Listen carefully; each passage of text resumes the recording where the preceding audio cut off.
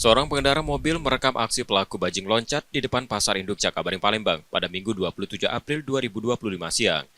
Dalam rekaman itu, terlihat pelaku merobek terpal penutup muatan dan mengambil satu karung bawang putih dari mobil bak terbuka yang terjebak kemacetan lalu lintas. Usai beraksi, pelaku tanpa rasa takut pergi meninggalkan lokasi sambil tersenyum, meski suasana di sekitar cukup ramai. Namun aksinya tak berlangsung mulus. Pelaku akhirnya ditangkap Babin Kamtibmas Polsek Seberangul 1. Meski tertangkap, korban memilih tidak melaporkan pelaku ke polisi. Kedua pihak sepakat menyelesaikan masalah secara damai. Benar sekali, sudah terjadi di wilayah hukum Polsek Seberangul 1, Bandung loncat mengambil satu karung bawang putih. Ya. Namun ketika sudah diamankan oleh anggota kita, dibawa si korban tidak melapor, korban memaafkan atas kejadian ini. Mungkin melihat kerugiannya tidak terlalu banyak, korban pun memaafkan pelaku, namun barang-barang yang diambil oleh pelaku untuk dikembalikan.